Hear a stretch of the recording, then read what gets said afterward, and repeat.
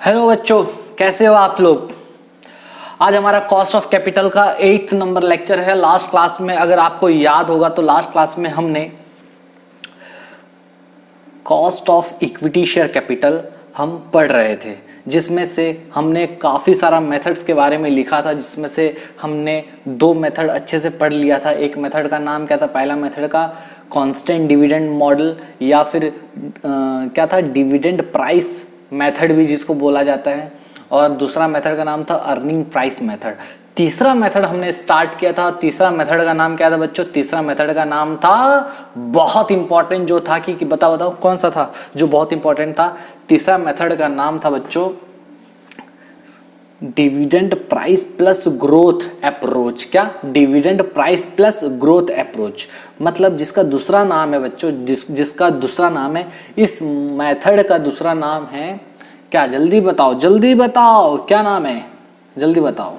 Dividend growth model. क्या नाम है, डिविडेंड ग्रोथ मॉडल जिसको बोलते हैं, या फिर गॉर्डन्स मॉडल भी बोलते हैं। ठीक है, ओके। इसके बारे में हमने स्टार्ट किया था और हमने ये, मैं तुमको बताया था कि ये मेथड जो है, ये जो मॉडल है भैया, ये present value of perpetual growing annuity पे बेस्ड है, जिसमें से वही कंसेप्ट पे बेस्ड है। क्यों बेस्ड है, क्योंकि इसमें क्या होता है ना, कंपनी हर साल जो शेयर होल्डर को है एक कांस्टेंट ग्रोथ से पैसा देती है, मतलब कांस्टेंट डिविडेंड नहीं देती, कांस्टेंट ग्रोथ से पैसा देती है। फॉर एग्जांपल, अगर आज मान लो आज इस साल के एंड में अगर वो 100 रुपए डिविडेंड दे रही है, तो अगले साल के एंड में मान लो 10% ग्रोथ के हिसाब से 110 रुपया देगी। फिर उसके अगले साल उसका फिर 110 का 10% देगी। समझ में आ रहा। तो इस तरह से ये काफिला चलता रहता है, वो भी कब तक, फॉर एन इनफिनाइट पीरियड तक। समझ में आया, ओके। तो ये चीज बताया था। तो इसमें हम cost of equity share capital किस तरह से निकालते हैं, पूरा सेम टू सेम तुम्हारा डिविडेंड प्राइस मेथड की तरह होता है, बस इसमें ग्रोथ प्लस हो जाता है। तो क्या है, D1/P0 प्लस G। ओके, अच्छा, ये समझ में आ गया था। और इसके अलावा मैंने कुछ आपको बताया था। चलो रिकॉर्डिंग कर देता हूं स्टार्ट, उसके बाद हम लोग चेक करते हैं। चलो भैया स्टार्ट हो जाओ रिकॉर्डिंग, और रिकॉर्डिंग कर दिया हूं स्टार्ट। ठीक है, देखो ये है मेरा नोट्स, दिख रहा होगा, हाँ सर दिख रहा है।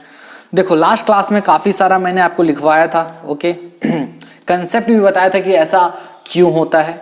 तो देखो लास्ट क्लास में हमने ये सब पढ़ा था। Okay, dividend price growth approach जिसको बोलते हैं, या डिविडेंड ग्रोथ मॉडल, या फिर गॉर्डन्स मॉडल भी बोलते हैं। ओके, तो ये सब लिख चुके हैं, हाँ सर, ओके। फॉर्मूला याद करो, present value of growing annuity AW by annual withdrawal by R - G इधर ले आया, तो AW/P0 R equals to AW/PV plus G। हाँ, तो D भी इसी तरह से निकलता है। जी सर, चलो उसके बाद कुछ लिखवाया था कि इम्पोर्टेंट चीज, हाँ इंपॉर्टेंट चीज क्या था, पहला इंपॉर्टेंट नोट, इस फॉर्मूला का सबसे इंपॉर्टेंट बात यह था बच्चों कि क्या फॉर्मूला, सबसे बताओ क्या है यहाँ पर। Cost of equity share capital को निकालने का तरीका क्या है, D1/P0 प्लस G मतलब ग्रोथ रेट, वो भी सिर्फ ग्रोथ रेट नहीं, कांस्टेंट ग्रोथ रेट, मतलब हर साल का जो ग्रोथ होगा वो सेम होगा, भले अमाउंट ज्यादा मिले, क्योंकि ऑब्वियसली अमाउंट ज्यादा मिलेगा, ग्रोथ तभी तो होगा। ग्रोथ का मतलब क्या है, पिछले साल से इस साल ज्यादा, पिछले साल से इस साल ज्यादा, तो अभी तो ग्रोथ हो रहा है इसका मतलब। लेकिन जो ग्रोथ होगा ना, उसका ग्रोथ का रेट जो होगा वो कांस्टेंट होगा। फॉर एग्जांपल अगर 10% है ग्रोथ, तो हर साल 10% का बढ़ोतरी। अगर हर साल अगर 12% है तो 12% का ग्रोथ, इसका मतलब। ठीक है, चलो पहला इसमें इंपॉर्टेंट पॉइंट था बच्चों कि आप ये फॉर्मूला तभी अप्लाई कर सकते हो जब आपका जिस साल, किस साल से आप अप्लाई कर सकते हो ये फॉर्मूला, आप उसी साल से अप्लाई कर सकते हो जिस साल से आपका क्या होगा बोलो तो, जिस साल से आपका ग्रोथ रेट कांस्टेंट हो रहा है फॉर एन इनफिनाइट पीरियड तक। मतलब जहां से, जिस साल से आपका ग्रोथ रेट पूरा कांस्टेंट रहेगा, वो भी कब तक, पूरा जिंदगी का मतलब कंपनी का जब तक जिंदगी है तब तक अगर रेट उसका कांस्टेंट रहेगा, ग्रोथ रेट कांस्टेंट रहेगा, तभी ये मॉडल लगेगा, वरना नहीं लगेगा सर। मतलब मैं आपको बताया था, देखो जैसे 1 से 5 साल तक ग्रोथ रेट था 10%, 6 से 10वां साल तक 12%, और 11 साल से लेके इन्फिनिटी तक 15% है। तो ग्रोथ रेट कौन सा अप्लाई करोगे आप? 12-15% लगेगा ग्रोथ रेट, 10 और 12 नहीं लगेगा। क्यों? क्योंकि ये तो कुछ लिमिटेड पीरियड के लिए था। हमको क्या देखना है, ग्रोथ रेट तभी लगेगा जहां से आपका ग्रोथ रेट कांस्टेंट था, वो भी सदियों सदियों तक, मतलब जब तक कंपनी का जान है तब तक। मतलब कंपनी का लाइफ, कंपनी का पूरा लाइफ ग्रोथ रेट सेम होना चाहिए, तो उस साल से लेंगे। तो देखो 11वां नंबर साल से पूरे अंत तक, पूरा अनंत काल तक ग्रोथ रेट कितना हो रहा है? 15%। तो हमारा 15% हम फॉर्मूला में लेंगे, वो भी 11th ईयर से। समझ में आ रहा है? और इसको हम लोग फॉर्मूला में यूज नहीं कर सकते। यहां पर फॉर्मूला यूज कर सकते हो? नहीं, यहां पर फॉर्मूला यूज कर सकते हो, ये बता दिया था मैं। तो कब से ये फॉर्मूला, किस साल से अप्लाई हो सकता है? जिस साल से ग्रोथ रेट कांस्टेंट रहेगा फॉर एन इनफिनाइट पीरियड तक। ओके, दूसरा बताया था, हमेशा याद रखना क्वेश्चन में क्या करता है, आपको वो बहकाएगा, आपको बोलेगा dividend just paid, dividend paid for current year, dividend paid for last year. तो आप कंफ्यूज्ड मत होना, ये सब का मतलब भैया होता है D0, मतलब पिछले साल का ही डिविडेंड का बात हो रहा है। जब क्वेश्चन में आपको बोले, जब क्वेश्चन में आपको क्या बोले भैया, जब क्वेश्चन में आपको बोले, क्या बोले आपको क्वेश्चन में अगर बोले, देखो क्वेश्चन में बोले नेक्स्ट डिविडेंड, ठीक है, नेक्स्ट डिविडेंड का बात करें, एक्सपेक्टेड डिविडेंड का बात करें, फ्यूचर डिविडेंड का बात करें, dividend at the end of year 1 का बात करें, तभी आप क्या सोचना, ये D1 है। अगर ये बात करता है dividend just paid, dividend paid for last year, dividend per share, dividend for current year, इसका मतलब भैया D0 होता है। समझ में आ गया? तो ये हमारा कुछ काम का नहीं है अगर ये दिया है तो, लेकिन काम तब आ सकता है अगर मान लो इसकी नेक्स्ट पॉइंट में मैं बताया हूं। तो समझ में आया आपको? D1 जब अगले साल का बात करेगा, फ्यूचर का बात करेगा, नेक्स्ट ईयर का बात करेगा, ईयर एंड का बात करेगा, ईयर 1 का एंड का बात करेगा, फ्यूचर का बात करेगा, तो आप D1 लेना है, हमेशा याद रख लेना। इसको रटना है तो रट लो, याद करना है तो कर लो। समझ में आ गया? हाँ सर ठीक है, समझ में आ गया। तीसरा क्वेश्चन में देखो, कभी कभी वही मैं बोला, आपको ये इंफॉर्मेशन दे देगा। आपको कौन सा इंफॉर्मेशन दे देगा बच्चों? आपको ये इंफॉर्मेशन दे देगा, ये वाला, ये जो इंफॉर्मेशन है ये इंफॉर्मेशन दे देगा। तो कैसे करोगे? अगर ये इंफॉर्मेशन दिया, फॉर सपोज करो, तो आप D1 निकाल सकते हो कि नहीं? अगर D0 दे दिया है तो हाँ सर क्यों नहीं निकाल सकते, इजीली निकाल सकते हैं सर। हाँ बिल्कुल, तो ये निकाल सकते हो? हाँ सर इजीली निकाल सकते हैं। तो कैसे निकालोगे भैया? अगर मान लो क्वेश्चन में D0 का इंफॉर्मेशन दिया है तो D1 कैसे निकालोगे? मैं बताया था, देखो कैसे निकालोगे। D1 कैसे निकालोगे? D0 में प्लस G कर दोगे, हो गया, बस काम खत्म। D0 में क्या करना है आपको? ग्रोथ को प्लस कर देना है। ओके, तो मैं इसको किस तरह से लिख सकता हूं? इस तरह से लिख सकता हूं, D0 को अगर मैं कॉमन ले लूं तो यहां हो गया 1 और यहां हो गया क्या? जल्दी बताओ, यहां क्या हो गया भैया? यहां हो गया, एक सेकेंड बच्चों, ठीक है। जैसे फॉर एग्जाम्पल अगर इस साल अगर देखो, बताऊं मैं, 100 रुपया है प्लस 10%, 110 होगा, है ना? तो अगर D0 100 है, देखो चलो कुछ लोग बोलेंगे सर ये थोड़ा बता दीजिए। देखो ये क्या है बच्चों, मान लो इस साल आपको डिविडेंड मिल रहा है, D0 है 100 रुपया, ठीक है। आपको D1 निकालना है, ओके। ग्रोथ रेट है आपका मान लो 10%। तो कैसे करोगे? पहला तरीका है भैया, आप क्या करो, चलो यहीं पर साइड में करा दे रहा हूँ आपके समझ के लिए, ठीक है। तो बताओ पहला तरीका क्या है निकालने का? मैं बोला बस D0 में प्लस G कर देना है। तो क्या करो भैया, क्या करो, 100 में D1 कैसे निकालोगे? 100 में क्या कर दो, 10 प्लस कर दो, 10% ऐड कर दो, तो ये हो जाएगा 110। ये निकल गया एक तरीका। दूसरा तरीका है क्या करो भैया, D1 निकालने का, आप D0 लिखो और 1 प्लस G कर दो। इस तरीके से भी निकल सकता है। कैसे? देखो D0 कितना है, 100 है, हाँ सर। 1 प्लस G कितना है? G 10% को मैं 0.10 लिख सकता हूँ, बिल्कुल। और यहाँ पर 1, तो ये क्या हो जाएगा, देखो ये क्या हो जाएगा, 100 इंटू 1.10। देखो करके 100 इंटू 1.10 करोगे तो कितना होगा, 110 होगा। हाँ सर, ये तो सेम आ रहा है। हाँ, तो इसको इस तरीके से भी लिख सकते हैं। समझ में आ गया? ओके, ठीक है ना? हाँ सर, ठीक है, ओके। कुछ डाउट है क्या बच्चों, मेरे बच्चों के सच्चों? ठीक है, ये फॉर्मूला जो निकलता है ना बच्चों, देखो ये निकला कैसे, मैं बताता हूँ आपको ये कैसे निकला। देखो ये निकला D0 में D0 इंटू G कर देना है। अच्छा, तो देखो D0 कॉमन ले लिए, यहाँ पर D आ गया, ठीक है। इधर का D, इधर D0 कॉमन लिया तो इधर 1 आ गया, हाँ सर। और D0 का कॉमन ले लिया तो यहाँ बस G बचा। बस इस तरह से निकला फॉर्मूला। ओके, तो ये समझ में आ गया? हाँ सर, ये समझ में आ गया है।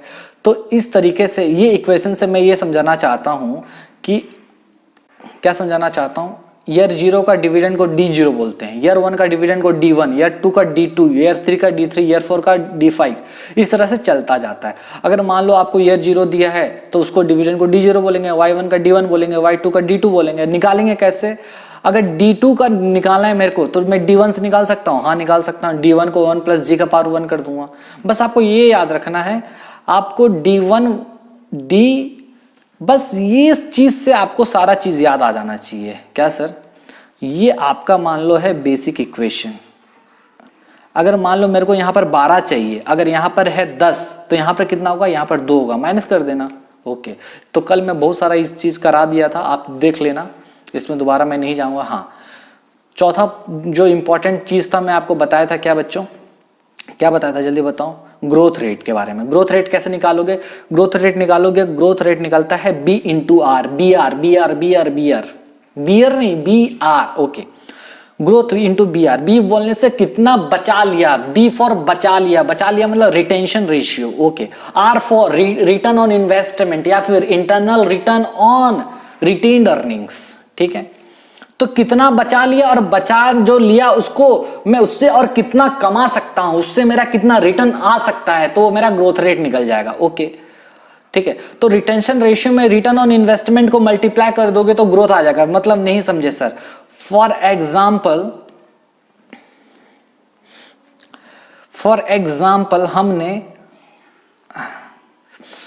एग्जाम्पल जैसे एग्जाम्पल बता रहा हूं, फॉर एग्जाम्पल हमारा रिटेंशन रेशियो है RR, रिटेंशन मतलब RR नहीं लिखता हूं, B लिखता हूं, जैसा हमारा फॉर्मूला है।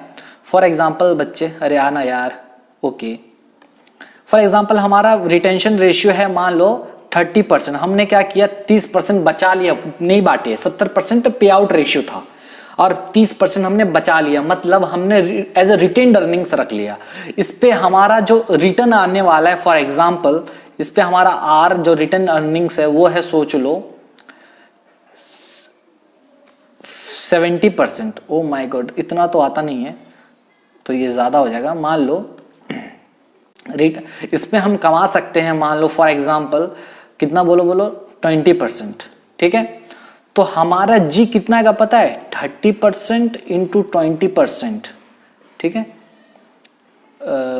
ऐसा भी कर सकते हो, इसको भी लिख सकते हो। तो ये अल्टीमेटली कितना आने वाला है पता है आपको, ये आने वाला है 0.30 इंटू 0.20 करोगे 6% आने वाला है, 0.06%।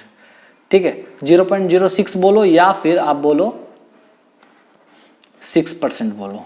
ठीक है, और 6%, समझ में आ रहा है? हाँ सर। तो इस तरीके से मैंने बताया आपको, इस तरह से निकलता है कितना बचा लिया और जो बचा लिया उसमें हम कितना कमा सकते हैं, ओके, कितना अर्न कर सकते हैं, इसमें कितना रिटेन अर्निंग्स हो सकता है, तो वो हमारा ग्रोथ निकल जाएगा। ठीक है, फिर मैंने बताया भैया रिटेंशन रेशियो और पे आउट रेशियो को जोड़ोगे तो हमारा हमेशा 1 आएगा। ठीक है, मतलब फॉर एग्जाम्पल यहां पर देखो, जैसे मैं बताता हूं, फॉर एग्जाम्पल मेरा मान लो मैं इस साल 120 रुपया कमाया। कितना रुपया कमाया? 120 रुपया, जिसमें से फॉर एग्जाम्पल मैं मान लो मैं यहां पर सोच लो 80 रुपया पे आउट कर दिया। कितना रुपया पे आउट कर दिया? 80। तो यहां पर मेरा कितना बचेगा? 40 रुपया। समझ में आ रहा है? हाँ सर समझ में आ रहा है। तो बोलने का मतलब क्या है, आप रिटेंशन रेशियो और पे आउट रेशियो को जब जोड़ोगे तो ये तुम्हारा हमेशा 1 आएगा। अब ये रेशियो में नहीं लिखा हूं, ये अमाउंट लिखा हूं, रुपीज लिखा हूं, इसका रेशियो तुम अलग से निकाल सकते हो। समझ में आ रहा है? हाँ सर ठीक है, चलो समझ गए। ठीक है, 120 रुपया कमाया, जिसमें से 40 दे दिया और 40 रख लिया और 80 दे दिया। समझ में आ गया? ओके, चलो इसको मिटा देता हूं, फिर कंफ्यूज ना हो जाओ तुम। चलो ये समझ में आ गया? हाँ सर समझ में आ गया है। चलो और क्या, हाँ पे आउट रेशियो हमेशा किस पे निकालते हैं? ईपीएस पे निकालते हैं। कैसे निकालोगे ईपीएस? देखो ये फॉर्मूला एक बार बता देता हूं। रिटेंशन रेशियो किस तरह से निकालते हैं? फॉर एग्जांपल सपोज करो आपका अर्निंग पर शेयर है 25 रुपया, ठीक है, और जिसमें से आप डिविडेंड बांट दिए 15 रुपया, ठीक है, तो आपका कितना परसेंट हो गया? अब देखो 25 रुपया कमाए थे, जिसमें से 15 रुपया बांट दिए डिविडेंड का, तो 10 रुपया आपके पास बचा। कितना में से? 25 में से, तो ये कितना हो जाएगा?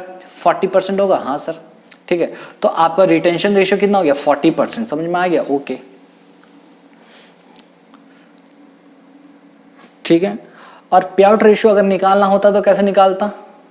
डीपीएस बाई ईपीएस कर देता तो पे आउट रेशियो निकल जाता कि नहीं? हाँ सर बिल्कुल, क्योंकि 15 में बांट रहा हूं, कितना में से? 25 में से इंटू 100 कर दूंगा, 60% आएगा। ओहो, तो पे आउट रेशियो कैसे निकलेगा? पे आउट रेशियो और किस तरह से निकल सकता है बोलो? अगर मेरे को पे आउट रेशियो निकालना है तो सर बहुत इजी है। पे आउट रेशियो निकालने का तरीका ये है, या फिर और लिख दो किस तरह से, आप डीपीएस कितना डीपीएस बांट रहे हो, ईपीएस आपका कितना है, इंटू 100 कर दो, तो ये आपका क्या आ जाएगा भैया? पे आउट रेशियो। ओहो, समझ में आया? अगर ये समझ में आ गया तो ये भी समझ में आ जाएगा। हाँ सर बिल्कुल। ओके चलो ये समझ में आ गया। हाँ लास्ट क्लास में एक होमवर्क कराया था, एक एग्जाम्पल कराया था, समझ में आ गया होगा आपको। हाँ सर वो तो इजी था। ठीक है, ये होमवर्क कराया था, चलो ये हो गया था। चलो आज आगे बढ़ते हैं और कुछ लिखते हैं। ठीक है सर, चलो भैया स्टार्ट है कि नहीं? स्टार्ट हो गया है, 14 मिनट भी हो गया। Very good. चलो कहाँ तक मैं लिखवाया था आपको, देख लूँ जरा।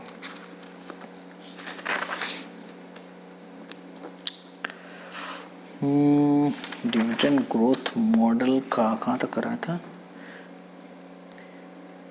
कितना आंसर आया था लास्ट क्लास में? देखो तो 36% ना, ये कौन सा करा दिया था मैं?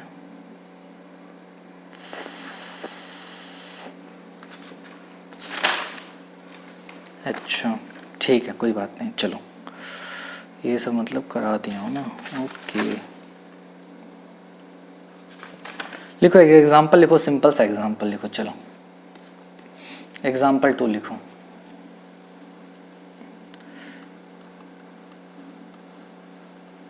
एग्जाम्पल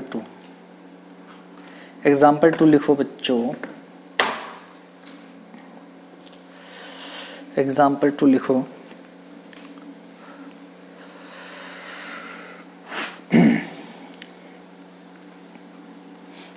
इशू प्राइस है बच्चे, issue price of equity share है 18 रुपया, जिसका फेस वैल्यू है 10। ठीक है, डिविडेंड एक्सपेक्टेड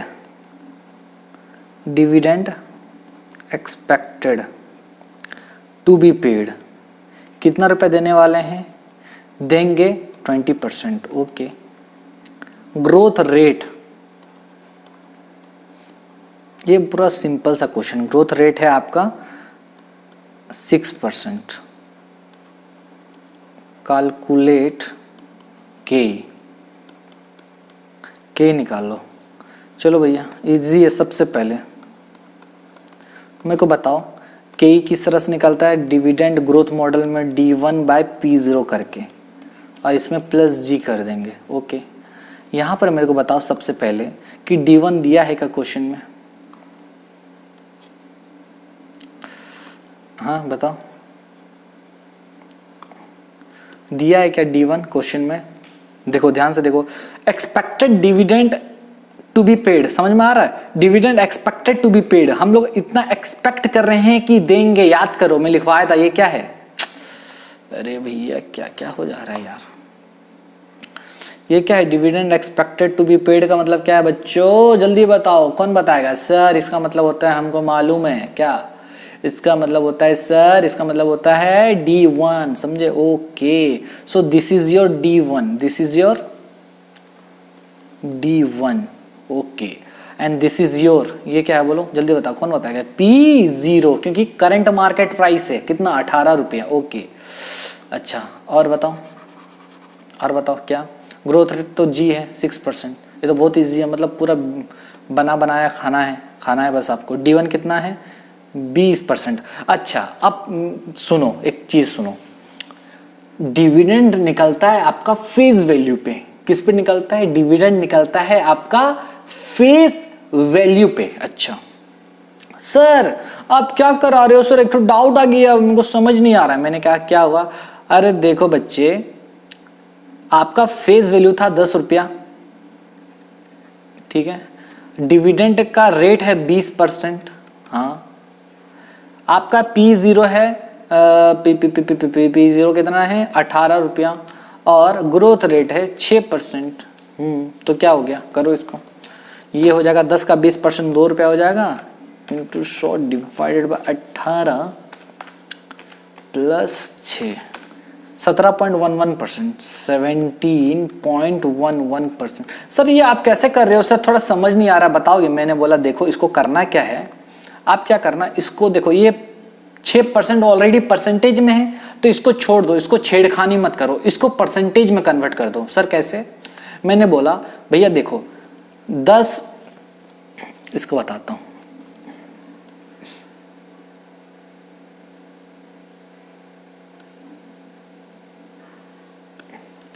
ये देखो, इसको मैं ऐसा लिख सकता हूं क्या? देखो 2 डिवाइडेड बाय 18, ठीक है, 2 डिवाइडेड बाय 18 करो, 2 डिवाइडेड बाय 18, 0.11 हो रहा है, इंटू 100 इसमें कर दो, तो ये तुम्हारा परसेंटेज में आ जाएगा, मतलब 1.11%।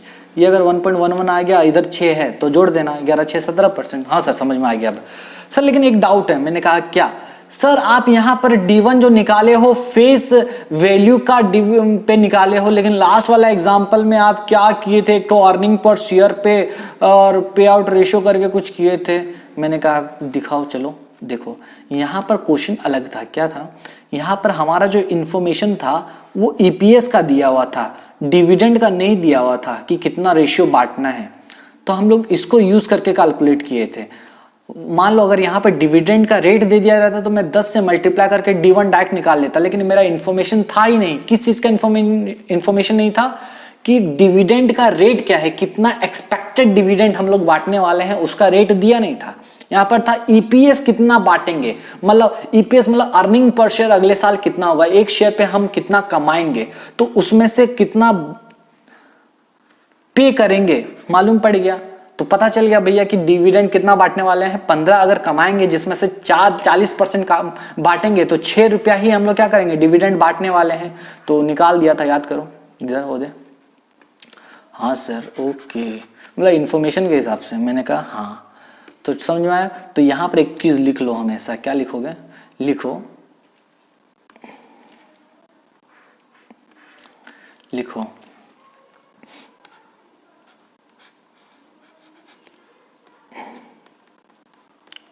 dividend is always calculated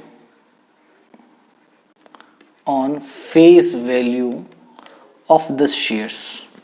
Dividend is always calculated on face value of the shares, ठीक है, face value of the shares, ठीक है। ओके शेयर, मतलब dividend equals to face value multiply by dividend ratio, dividend percentage, dividend क्या, percentage. ठीक है, दूसरा क्या लिखोगे, in the absence of information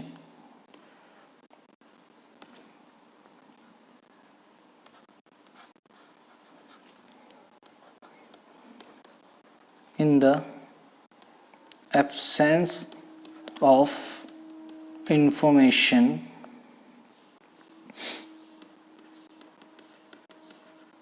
dividend can be calculated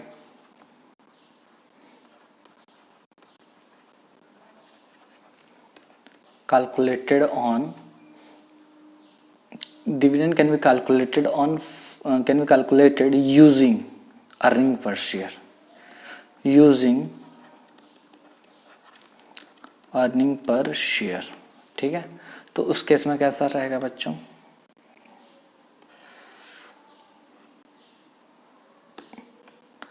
तो उसमें डिविडेंड किस तरह से निकालोगे, डिविडेंड निकलेगा भैया, आप क्या कर दो, अर्निंग पर शेयर में मल्टीप्लाई कर देना पे आउट रेशियो। ठीक है, ओके, इस तरह से निकाल सकते हो। ठीक है, चलो आगे बढ़ते हैं। ये हुआ, और क्या सर, और बताइए। मैंने कहा रुक जाओ देखता हूँ और क्या क्या तुमको बताना है। नोट्स तो लिखा दिया था, हाँ एग्जाम्पल 3 लिखो, और एक तो करते हैं। चलो ठीक है, लिखो एग्जाम्पल 3, लिखो P0 दे दिया है 32 रुपया, वाह क्या बात है, P0 है 32,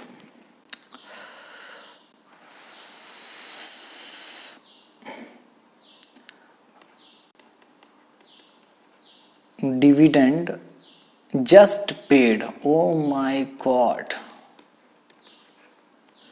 डिविडेंड जस्ट पेड है 7 रुपया, रिटेंशन रेशियो है तुम्हारा 30%, रिटर्न ऑन इन्वेस्टमेंट है 20% पर एनम। तो कैलकुलेट के निकालो। ओ माय गॉड, चलो करो, चलो तुम करो मैं भी करता हूँ, चलो ठीक है सर, हम भी करेंगे आप भी करिए। चलो सॉल्यूशन पहले किस तरह से करेंगे। P0 का इंफॉर्मेशन दिया, सबसे पहले बताओ मेरे को बच्चों कि K किस तरह से निकालते हैं डिविडेंड ग्रोथ मॉडल में। K निकालते हैं भैया, D1 को P0 से आपको क्या करना है, डिवाइड कर देना है, प्लस G कर देना है। ओके, मतलब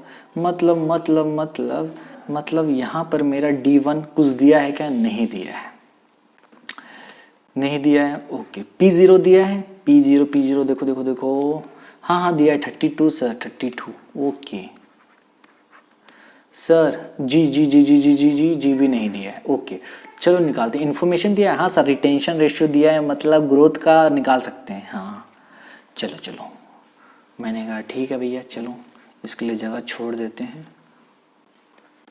ठीक है, चलो वर्किंग नोट करते हैं, बताओ मेरे को इसमें करते हैं। वर्किंग नोट में बताओ मेरे को सबसे पहले कि रिटेंशन रेशियो और रिटर्न ऑन इन्वेस्टमेंट दिया है। अच्छा ग्रोथ निकाल सकते हैं क्या हम लोग, हाँ सर ग्रोथ निकाल सकते हैं। Growth equals to B into R, B मतलब कितना बचा लिया, रिटर्न ऑन इन्वेस्टमेंट बचा कितना लिया बताओ। सर आप बचा लिए थे 30% बचा लिए थे। मैंने कहा ठीक है 30% बचा लिए थे, और 30% जो बचा लिए थे उसमें से हमारा कितना रिटर्न आने वाला था 20% क्या, हाँ सर 30 इंटू 20% करोगे तो शायद ये 0.06 आएगा क्या, या फिर इसको 6% बोलूँ तो कुछ हर्ज नहीं है। हाँ सर ओके 6% होगा, हाँ सर ठीक है। तो मेरा ग्रोथ रेट कितना आ गया, 6% आ गया क्या, देख लो जिसको नहीं आ रहा समझो, 30 इंटू 20 कर दो 6 आ रहा है। हाँ ओके, कुछ डाउट है क्या? No sir. तो ग्रोथ रेट आ गया, ठीक है। और मेरा इंफॉर्मेशन देखो, डिविडेंड जस्ट पेड का मतलब क्या है बताओ जल्दी मेरे को।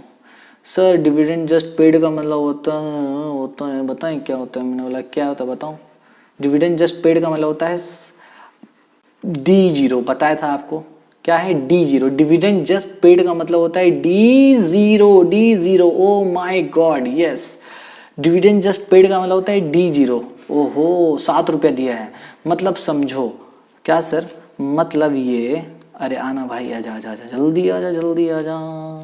वर्किंग नोट नंबर 2 अगर मैं बताऊं, D1 किस तरह से निकालेंगे?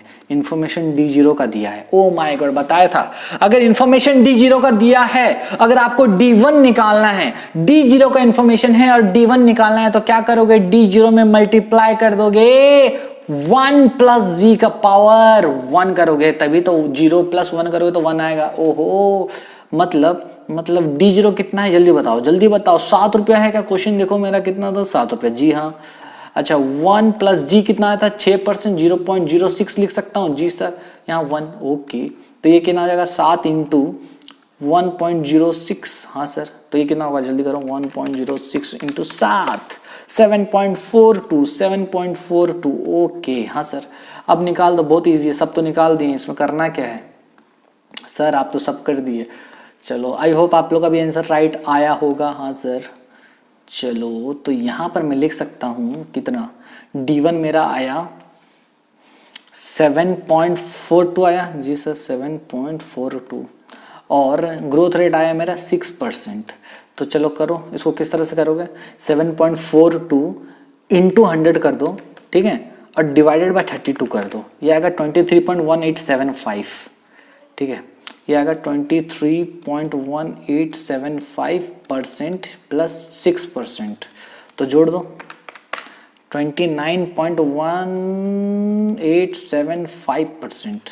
This is your answer. Oh my God, ये है आपका KE। ओहो सर, समझ में आ रहा है, अब आ रहा है, मैंने कहा वेरी गुड। चलो आगे चलो, चलो भाई आगे चलो, कभी आगे चलो, मत रुको मत रुको, रुको रुको रुको, मत रुको रुको रुको, मत रुको रुको रुको। दिस इज एग्जाम्पल कितना था? 3, 4 लिखो, बहुत इंपॉर्टेंट एग्जाम्पल लिखो, एग्जाम्पल 4।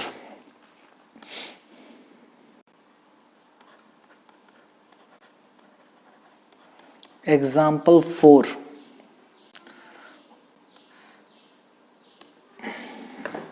थोड़ा अच्छे से लिखते हैं यार, टेढ़ा मेढ़ा हो रहा है, क्या हो रहा है राइटिंग को। जी सर, लिखिए अच्छे से। एग्जाम्पल 4 देखो क्या बोल रहा है, लिख दो, very very very very very very very important example, ठीक है सर। देखो क्या बोल रहा है, बोल रहा है dividend paid for last year. Last year dividend pay किए थे 5 रुपया। ओ माय गॉड, मैं इसको लास्ट ईयर की जगह करंट लिखता हूँ, थोड़ा तुमको कंफ्यूज करता हूँ, देखता हूँ। Dividend paid for current year, बताओ। ये है 15 कितना, 5 रुपये, ठीक है। Issue price, issue price at Y0 30 रुपया। Growth rate in dividend, dividend में ग्रोथ रेट कितना बच्चों? 8% का ग्रोथ रेट है। सर राइटिंग आज आपको क्या हो गया है? मैं भी सोच रहा हूँ क्या हो गया यार आज का राइटिंग। रुको रुको, राइटिंग ठीक करते हैं, इसको थोड़ा एडजस्ट कर दें यार। ठीक है, चलो भैया। ग्रोथ रेट कितना है? ग्रोथ रेट कितना, उसके बाद हाँ फाइंड, यहां पर बताओ अभी, फाइंड P4 है। सर ये क्या क्वेश्चन पूछ लिए? क्या पूछ लिया सर आपने? करो करो, बहुत बोल रहे थे ना, करो सॉल्यूशन।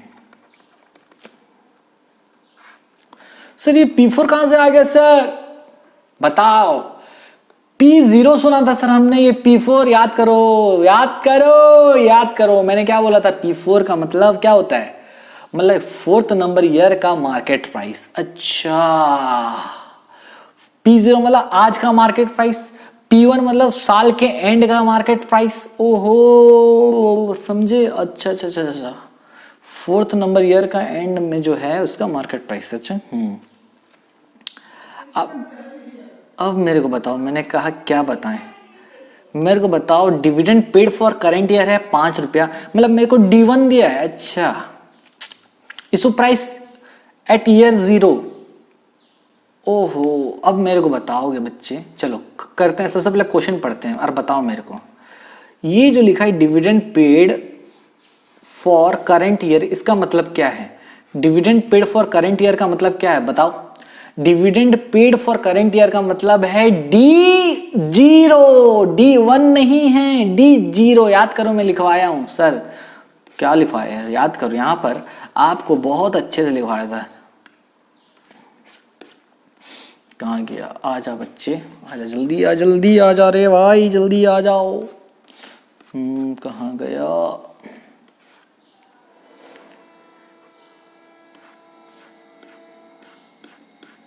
हाँ देखो, डिविडेंड जस्ट पे, dividend paid for last, dividend per से, डिविडेंड ऑफ करंट ईयर, ये सब D0 होता है। ओहो, याद करो, करंट हो या लास्ट हो, D0 आपको हमेशा नेक्स्ट ईयर का देखना है। वो बोलने का नेक्स्ट ईयर है, इस साल का एंड का होता है वो। ओके ठीक है, चलो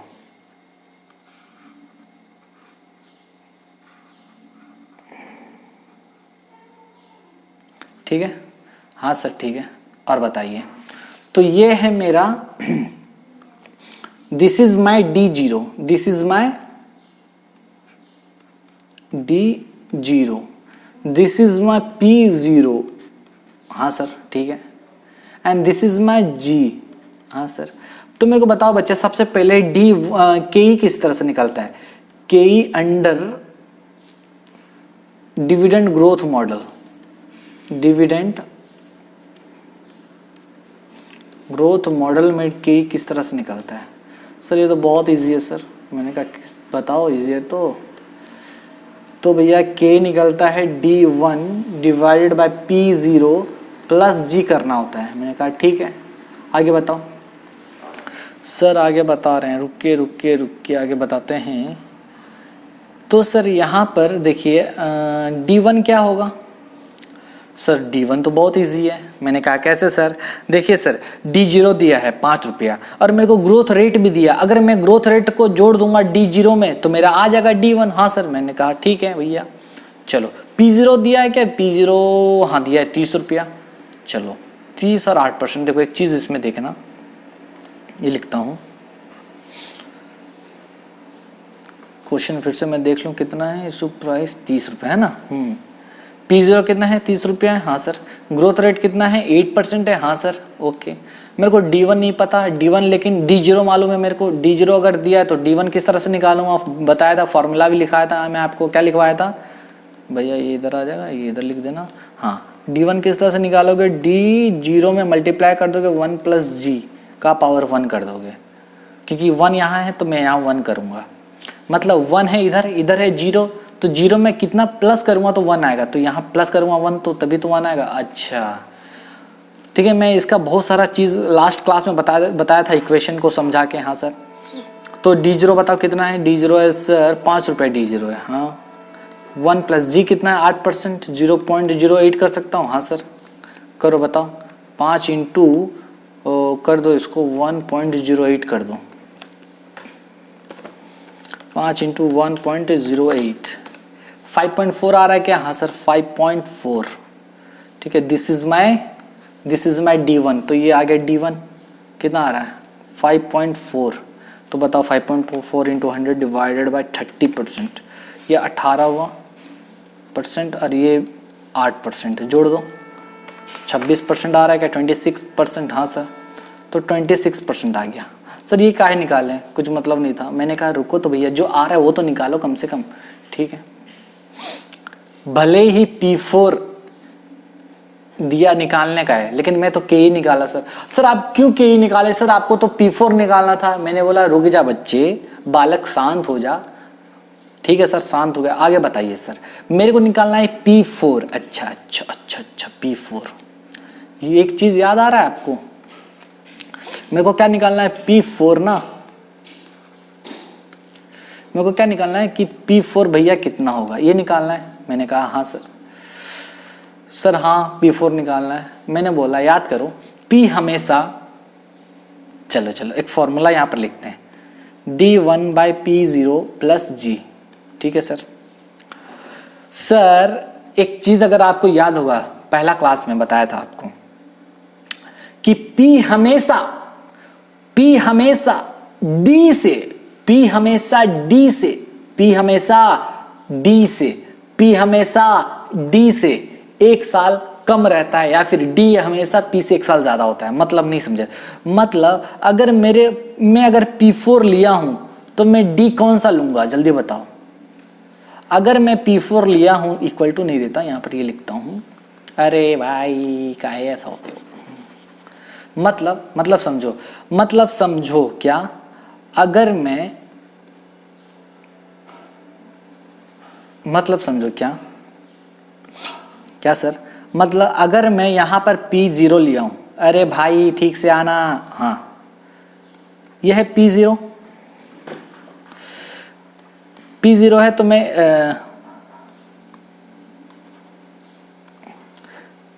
P0 अगर लिया तो मेरे को यहां पर D कौन सा लेना पड़ेगा, D1 लेना पड़ेगा। अच्छा, अगर मेरा P1 लिया तो इधर क्या लेना पड़ेगा सर, D2। सर ये तो बहुत इजी।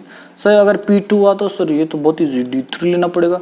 अगर मेरा P4 है तो मेरे को यहां पर क्या लेना पड़ेगा, D4 की 5 लेना पड़ेगा। अच्छा सर ये क्यों हो रहा है, याद करो, लास्ट क्लास, पहला क्लास में सब बताया था, एक साल हमेशा ज्यादा हुआ। आज पैसा लगाओगे तो इंटरेस्ट उसका साल के एंड में मिलेगा ना, इसलिए इस तरह से लिखते हैं। ओके सर, ओके ठीक है सर। तो यहां पर अच्छे से लिख देता हूं, ये होगा D3, ये होगा D5। 4 लिया हूं तो 5 होगा, समझे। मतलब मैं P4 लिया हूं तो मेरे को D5 लेना पड़ेगा। यानी मेरा फॉर्मूला क्या बनने वाला है, मेरा फॉर्मूला यहां पर बनने वाला है क्या भैया, मेरा फॉर्मूला बनने वाला है, पता है क्या बनने वाला है, मेरा फॉर्मूला बनने वाला है K इक्वल्स टू, नीचे रहेगा P4। अच्छा, और यहां पर क्या लूंगा जल्दी बताओ, D5 लूंगा। अच्छा, प्लस G, और इसी से मेरे को कैलकुलेट करना पड़ेगा। ओ माय गॉड, और K तो मेरे को मालूम है, हाँ सर अभी निकाले थे, कितना परसेंट, 26%। जी सर। और D5 मेरे को चाहिए, P4 तो निकालना पड़ेगा, तो D5 तो निकाल सकता हूं सर, हाँ बहुत इजी है सर, निकाल सकते हैं, इजीली निकाल सकते हैं। मैंने कहा ठीक है, तो भैया बताओ मेरे को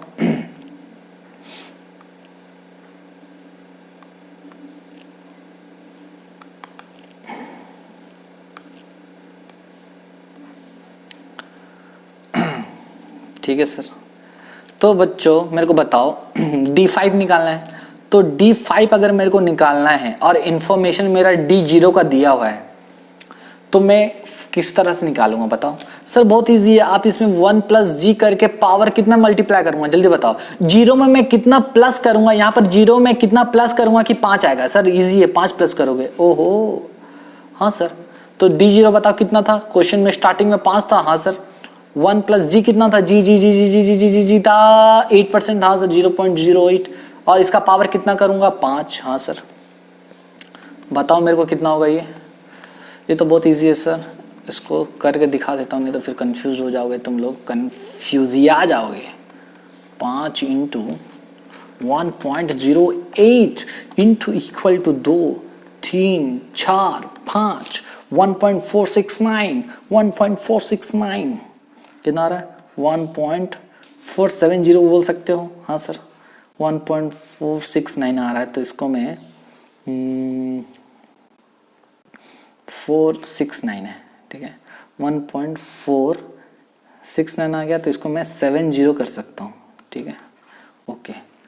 तो 5 इंटू 1.469 7.470, 7.35 कर दो इसको, ये आ गया 7.35, ठीक है, ये आ गया। सर इसको और एक तरीके से कर सकते हैं, मैंने कहा किस तरह से, सर इसको हम और एक तरीके से कर सकते हैं।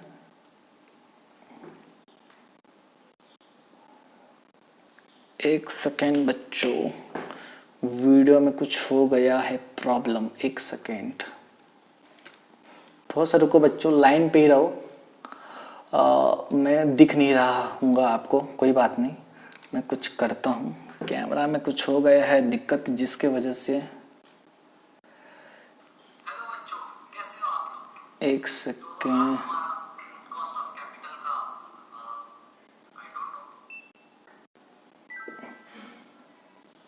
चलो अब शायद हो जाए।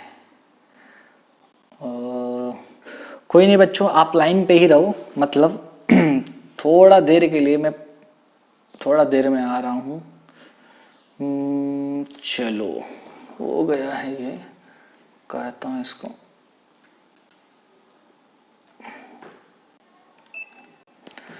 तो बच्चों मैं बीच में गायब हो गया था क्योंकि कुछ प्रॉब्लम आ गया था कैमरा में, कोई बात नहीं। चलो आ गया मैं।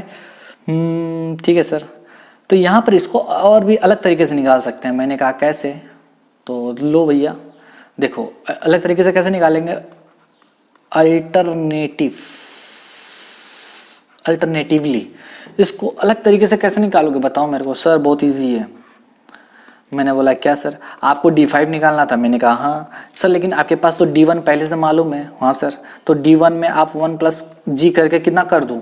सर अगर मैं यहाँ D1 लिया हूं तो मेरे को यहाँ कितना लेना पड़ेगा। सर बहुत इजी है, 4 लोगे तभी तो 5 होगा। हाँ ओके, D1 कितना आया था जल्दी देखो, D1 आया था मेरा, आजा बच्चे मन के सच्चे आजा।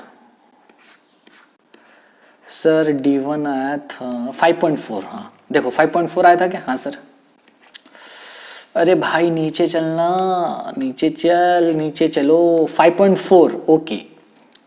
तो बच्चों देखो 5.4 मेरा आया था D1। हाँ सर, 1 प्लस जी मतलब 0.08 है क्या। हाँ सर, और इसमें 4 ले लूंगा।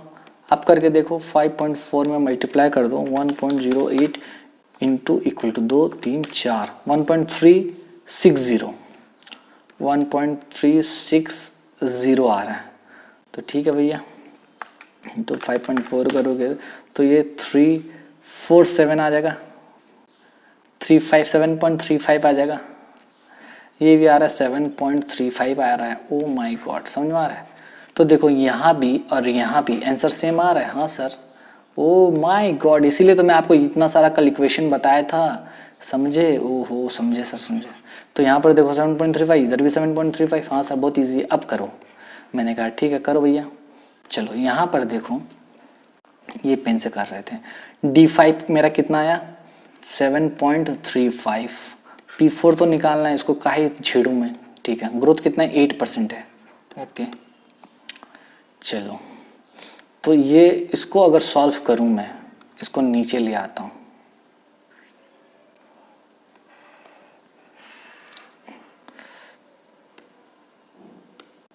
ये हुआ, ठीक है, इसको साइड में ही सॉल्व कर देते हैं। ठीक है सर, कर दीजिए।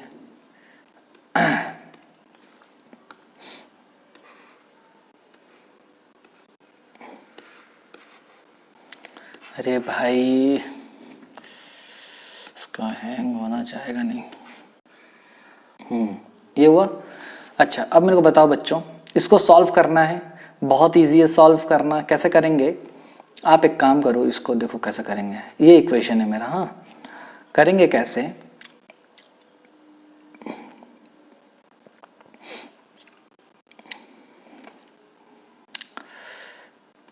P4 इंटू 26% आ गया ये। ठीक है जी सर, इधर आ गया 7.35 ओके, प्लस 8% जी सर। तो मेरे को क्या करना है 26, इसको और एक तरीके से करते हैं, रुको। परसेंटेज जो है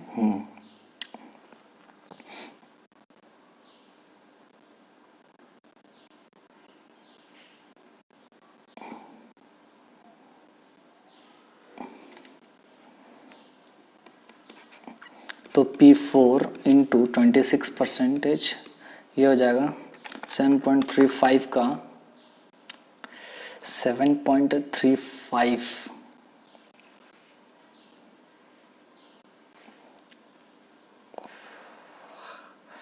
7.35 का 8% करो प्लस 8%, 7.7938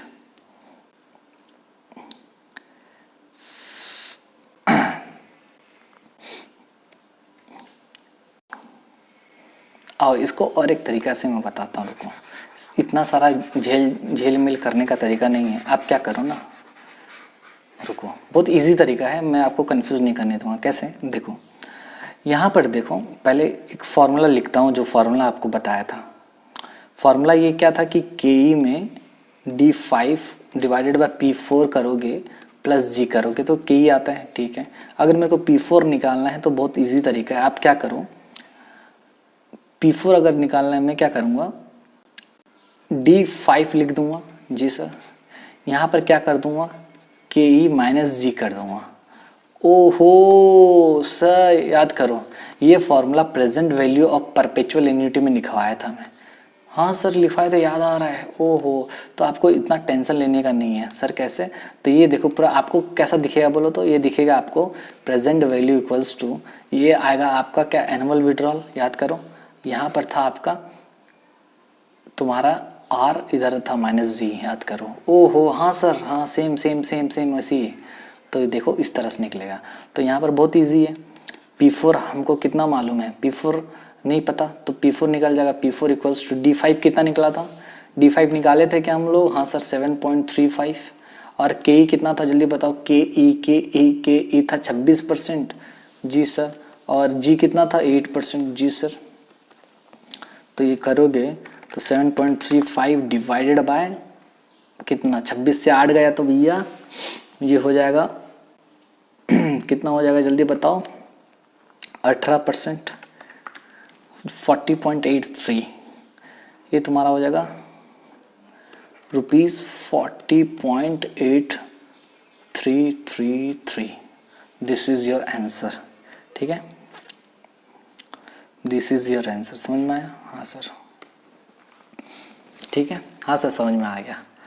सर ये P4 को इस तरह से कैसे लिखे भैया, इसको इक्वेशन को सजा के लिखोगे तो ये ऐसा लिख सकते हो आप। ठीक है, और ये कैसा लिखा हूं मैं लास्ट क्लास में भी आपको बताया था। देखो सर, रुको सर, मैंने कहा रुको तुम, ठीक है रुको, आपको अभी आपको दिखाता हूँ।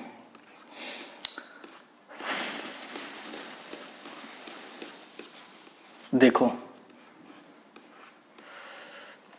Present value of growing annuity निकलता है एनुअल विड्रॉल को R माइनस जी करने से। तो यही तो था फॉर्मूला, और RAW/PV प्लस जी निकलता है। देखो वही है, वही है, ये वही है। AW है तुम्हारा यहाँ पर, AW this is your D1, P0 is your PV, ओहो, and G is your G। Same है देखो। तो ये कैसे एक्चुअल में कैसे था इसका formula, PV equals to A annual withdrawal by R minus G. और यहाँ पर मैं अगर अपना डालूं फॉर्मूला अपना D1 का हिसाब से, तो PV के जगह मेरा आ जाएगा P0, हाँ सर। AW के जगह आ जाएगा D1, हाँ सर। R के जगह आ जाएगा मेरा KE, हाँ सर। G के जगह आ जाएगा G। तो P0 किस तरह से निकल सकता है कि D1 में KE माइनस G करने से भी। ओहो अच्छा, हाँ सर समझे।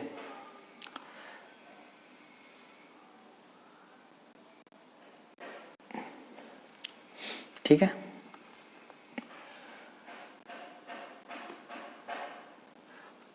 ओके चलो आगे बढ़ो, आगे बढ़ो। ठीक है सर, समझ में आ गया। तो ये आंसर समझ में आया। तो आंसर कितना निकला भाई बच्चों, आंसर इसका निकला आपका 40.833। तो P4 कितना निकलने वाला है, 40.8333। समझ में आ गया? हाँ सर। सर कैसे किए सर, थोड़ा बताइए। मैंने कहा देखो बच्चों, आपको पता है P0 निकलता है D1, सॉरी, आपको पता है के ई किस तरह से निकालते हैं सर, D1 को P0 से डिवाइड करते हैं प्लस G करते हैं। मैंने कहा ठीक है। मैंने कहा आप क्या करो, के ई माइनस जी कर दो, जी इधर ले आओ। हाँ सर, माइनस जी हो जाएगा। हाँ सर, तो ये हो जाएगा D1/P0। मैंने कहा ठीक है। तो डी के माइनस जी आ गया। हाँ सर। मैंने कहा P0 को मल्टीप्लाई कर दो, अब के ई माइनस जी हो जाएगा। जी सर, D1 हो जाएगा। हाँ। मैंने कहा अब क्या करो, P0 बस रख लो और इसको भेज दो, तो ये हो जाएगा D1/ke-g। ओहो, समझे। So this is your formula.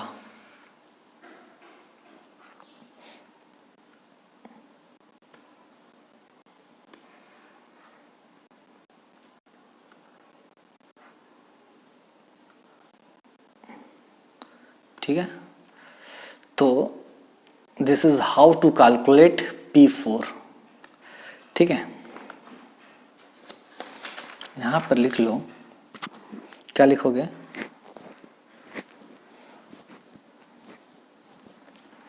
यहां पर लिखो पॉइंट नंबर। ये हमारा पॉइंट नोट था। ये आप नोट नंबर कितना लिख रहे हो, मेरे को तो याद भी नहीं कितना नंबर नोट लिख रहे हैं। 4 लिख चुके थे, 5 नंबर नोट लिखो। 5 नंबर नोट लिखो। क्या लिखो, दिस इज 5 नंबर नोट। इसके ऊपर लिखो, ये फॉर्मूला के ऊपर लिखो, this formula can be used to find P0 as well.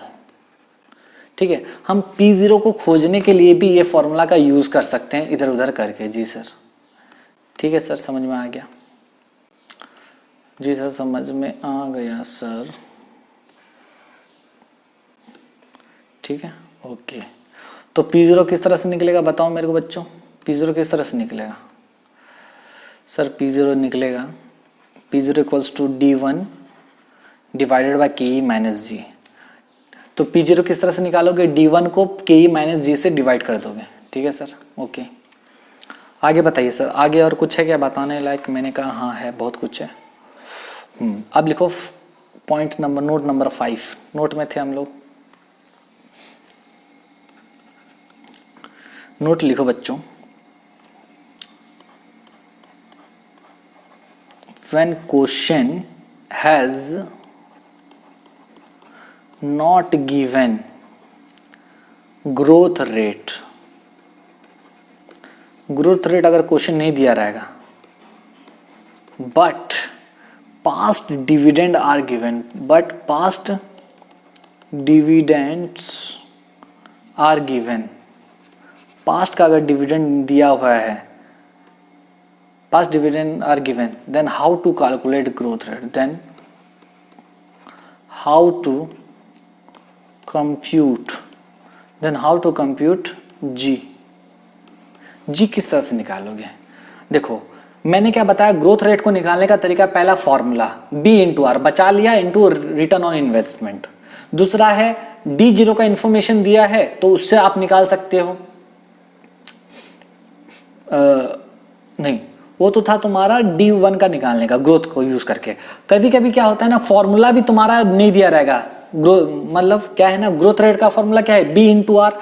ना तुमको रिटेंशन रेशियो दिया है, ना रिटर्न ऑन इन्वेस्टमेंट दिया है, तो कैसे निकालोगे भैया ग्रोथ रेट? लेकिन एक चीज दिया रहेगा तुम्हारा, पास्ट डिविडेंड दिया रहेगा। तो अगर पास्ट डिविडेंड दिया है, पिछले साल का डिविडेंड दिया है, पिछले वर्षों का डिविडेंड का इंफॉर्मेशन दिया है, तो उससे भी आप क्या कर सकते हो, ग्रोथ रेट निकाल सकते हो। मैंने बोला ठीक है सर, चलो कैसे निकालोगे?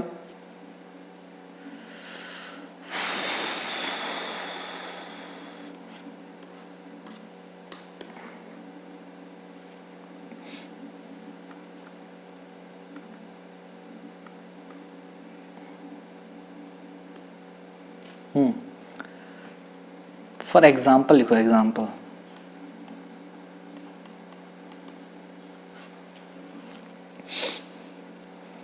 Year dividend. ठीक है, 1 2 3 4 5। पहला साल डिविडेंड था 10 रुपया, दूसरा साल डिविडेंड आया 11.30, फिर तीसरा साल कंपनी ने डिविडेंड दिया 12.77, फिर चौथा साल दिया कंपनी ने 14.43, फिर 16.30। तो कंप्यूट ग्रोथ रेट,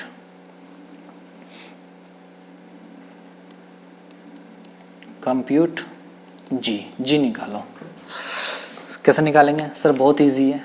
मैंने कहा देखो ऐसा करो भैया, क्या करो आप देखो पहला डिविडेंड और दूसरे डिविडेंड में ग्रोथ कितना का डिफरेंस है। सर ये तो बहुत इजी है, 1.30 का डिफरेंस है। बेस ले लो पिछला साल, इंटू 100 कर दो, देखो 13% हो रहा है क्या? जी सर। अब इसका करो, इसका करो, 12.77 माइनस 11.30 डिवाइडेड बाय 12.77 करो, देखो 13% आ रहा है क्या? हाँ सर। तो यानी आपको पता चल रहा है कि सब में कितना परसेंट का गैप ये है, 13% का है। तो यहाँ भी 13% का ग्रोथ रेट दिखेगा, यहाँ भी आपको 13% का ग्रोथ रेट दिखेगा। अच्छा ठीक है, इस तरह से करना है। समझ में आ गया? हाँ सर समझ में आ गया। ओके, तो 13% आ गया, तो 13% जो निकला देखो पता चल रहा है। तो ये सभी में 13% का आ रहा है, इसका मतलब ग्रोथ रेट कितना है? 13% है। Okay,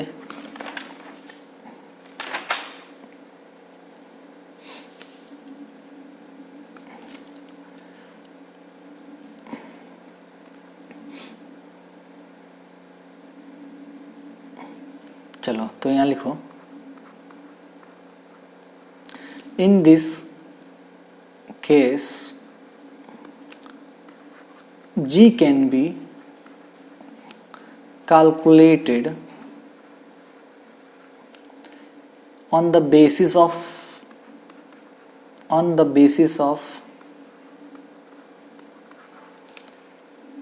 past dividend either directly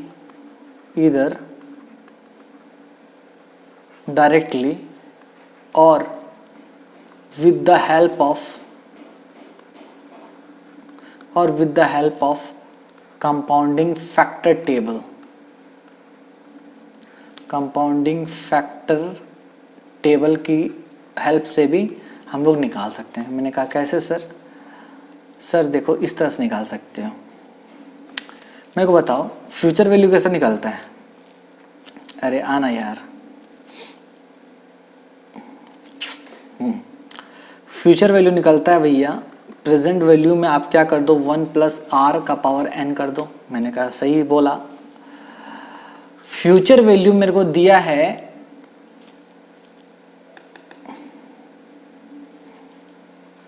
16.30। ठीक है सर, ये this is my future value है कि नहीं? हाँ सर फ्यूचर वैल्यू ही तो है। तो 16.30 करूं क्या मैं? नहीं, मेरे को क्या निकालना है?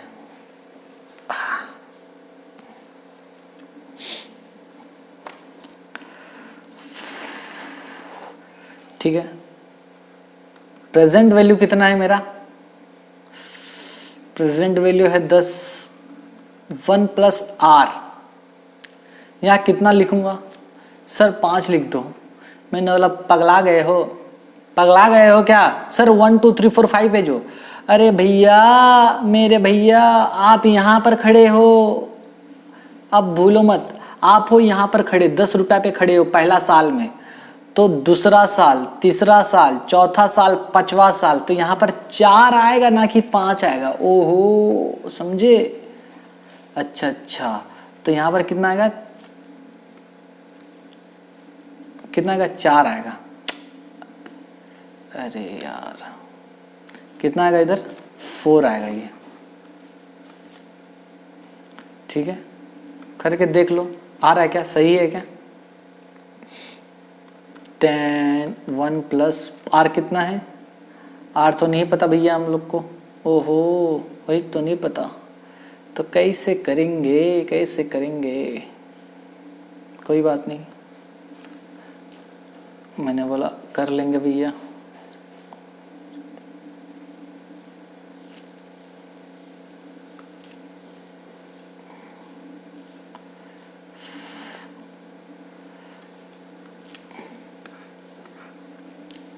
ठीक है, तो ये किस तरह से निकलेगा, इसको डिवाइड कर दो तो 10 इधर ले आओ तो ये हो जाएगा 1.630। जी सर। और ये हो जाएगा 1 प्लस आर का पावर 4। हाँ सर। ऐसा होगा क्या? हाँ सर बिल्कुल होगा। फिर क्या करेंगे सर? तो हम क्या करेंगे, कैसा करेंगे बताओ?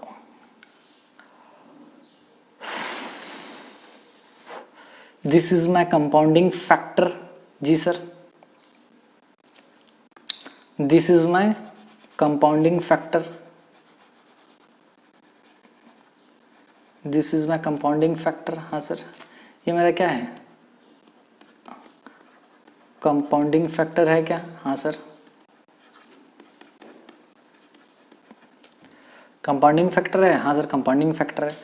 तो कंपाउंडिंग फैक्टर टेबल में जाना है और चेक करना है कि चौथा नंबर साल का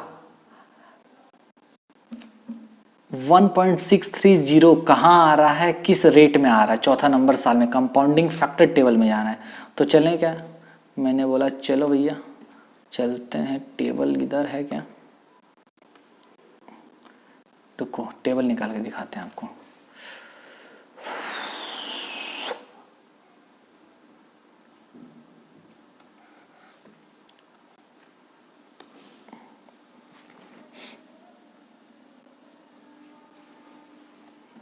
अरे यार एक क्या निकल गया, एन्युटी टेबल किधर गया? इधर तो था अभी। सॉरी सॉरी सॉरी बच्चों, आपको लग रहा होगा सर ये क्या क्या डाउनलोड करके रखे। ये सब काम आता है बच्चों एडिट करने में, कोई बात नहीं। चलो यहाँ पर देखो, हम क्या चेक कर रहे थे सर? आप चेक कर रहे थे मतलब चौथा साल का कंपाउंडिंग फैक्टर। ये एन का मतलब होता है चौथा साल। चौथा साल में जाना है कंपाउंडिंग फैक्टर टेबल का और 1.630 में जाना है। चलो तो चौथा साल 1.630, this is my compounding factor. हाँ चौथा साल। चलो दिस इज 4th ईयर। हाँ, और 4th ईयर में जाओ और चेक करो कि 1.630 कहाँ आ रहा है। ओ माय गॉड सर, इधर यहाँ पर आ रहा है। ये किधर आ रहा है देखो, ऊपर जाओ। 1.6305 आया है। हाँ सर, इसके ऊपर जाओ। ओ माय गॉड 13%, आंसर 13% है। हाँ सर आप तो बता दिए। तो यूजिंग कंपाउंडिंग फैक्टर टेबल, तो लिख दो using compounding factor table we can, अरे क्या हो गया,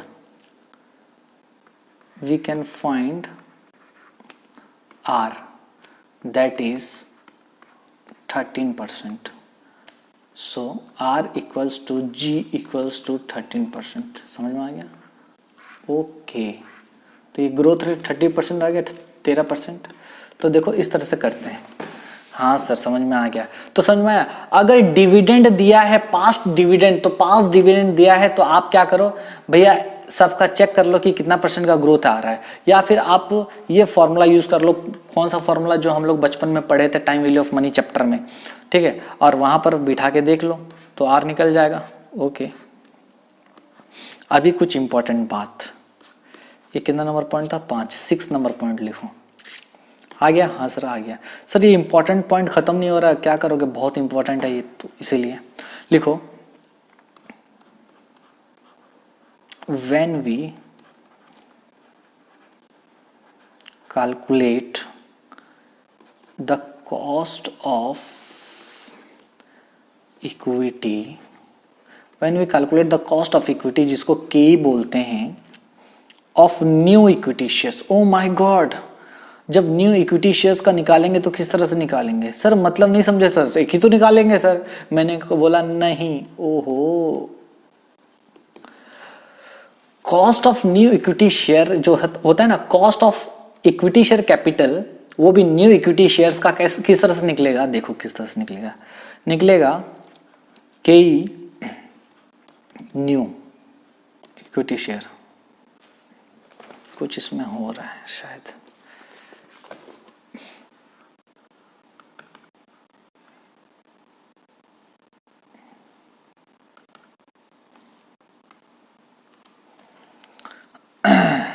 ठीक है, के न्यू इक्विटी शेयर्स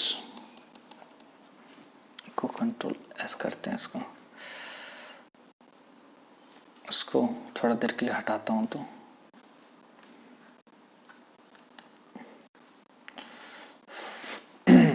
थोड़ा सा रुक जाओ बच्चों, बहुत हैंग हो रहा है, कोई बात नहीं सर।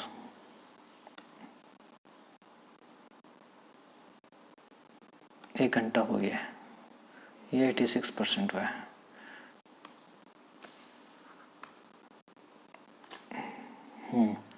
ठीक है, अब लिखो के ऑफ न्यू इक्विटी शेयर्स निकलेगा आपका सेम, के किस तरह से निकलता है sir, D1 bye P0 plus जी करते हैं।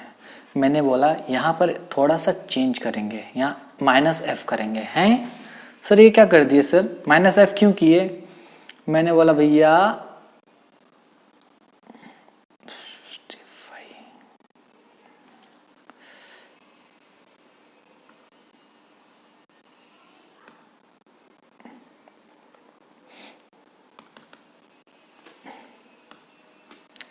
सर ये क्या हो रहा है, मेरे को भी नहीं मालूम, कोई बात नहीं, चलो देखो।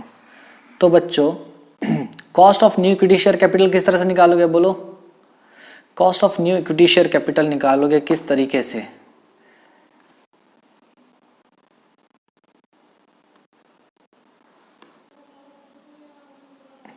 Cost of new equity share capital बहुत इजी है, सेम करना है, बस यहां पर P0 में F माइनस करना है, F माइनस करना है। F का मतलब क्या है सर, वेयर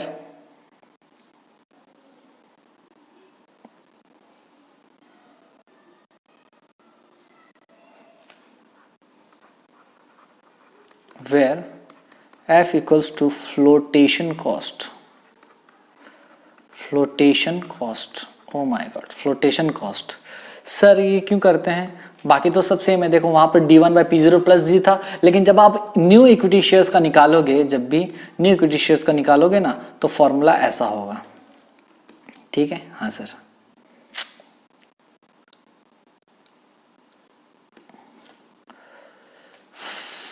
ठीक है, जब आप न्यू इक्विटी शेयर्स का, 2 बार न्यू लिख दिया हूं, वाह बहुत अच्छा, ठीक है, ठीक है, कई जब न्यू इक्विटी शेयर्स का निकालोगे तो D1 bye P0 minus F करोगे, ठीक है बच्चों, हाँ सर ठीक है, ठीक है, न्यू इक्विटी शेयर मतलब सर हम जो निकाल रहे थे इससे पहले वो क्या था, वो था old equity shares. Oh my God, आप तो हम लोग को सर अंधेरे में रखे थे।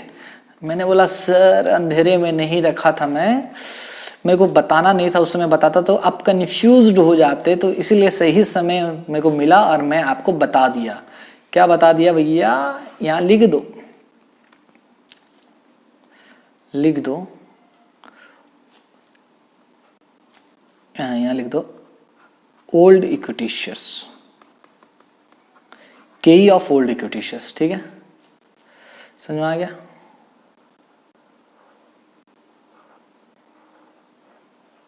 ठीक है, ओहो सर समझ में आ गया सर, ठीक है, ये ओल्ड का था। न्यू में क्या करोगे, P0 में बस क्या माइनस कर दोगे, और एफ का मतलब होता है फ्लोटेशन कॉस्ट, मतलब शेयर को इशू करने में जो खर्चे लगते हैं, जैसे जैसे जैसे जैसे खर्चा क्या क्या लगता है, अंडरराइटिंग कमीशन हुआ या इशू एक्सपेंसेस हुआ, तो वो सब।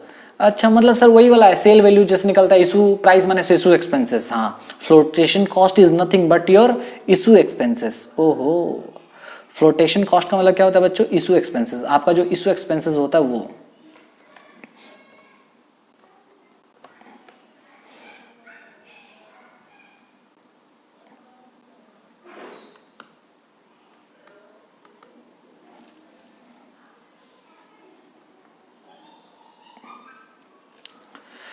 यहाँ ये क्या क्या हो रहा है ना, मेरे को समझ नहीं आ रहा है, पगला गया है।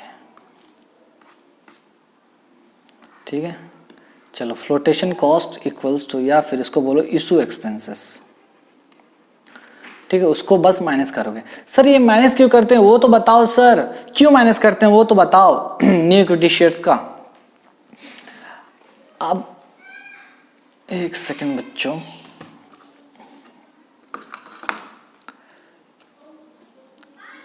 एक सेकंड बताते हैं, थोड़ा सा और कुछ लिख लो फिर मैं बताता हूँ। 6th लिख दिए, हाँ यहाँ पर ये लिख दिए थे क्या, हाँ फिर से, अच्छा ये हो गया। और कुछ है कैसे, देख लेता हूँ और कुछ आपको बताना है क्या। ये बता दिया हूँ, ये भी बता दिया हूँ। यहाँ पर एक चीज लिख लो, आपको फिर याद रहेगा।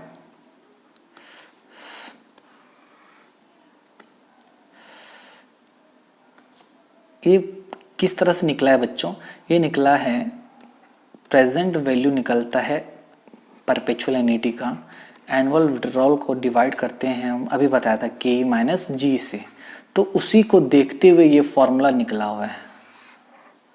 अच्छा, तो दिस इज सिमिलर।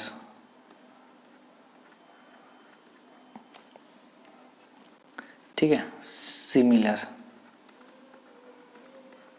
ठीक है, सेम है, समझ में आ गया। ये present value of perpetuity, present value of, अरे भाई इसको क्या हो रहा है ये, परपेचुअल ग्रोइंग एन्युटी। ठीक है, उसी पे बेस्ड ये था जिसमें प्रेजेंट वैल्यू इस तरह से निकालते हैं, उसी पे इस तरह से निकाला गया है। ओके सर, ठीक है। तो मेरे तरफ से तो भैया सारा नोट्स लिखा दिया हूं, बस मेरे को ये बताना है कि ये क्यों माइनस करते हैं। बाकी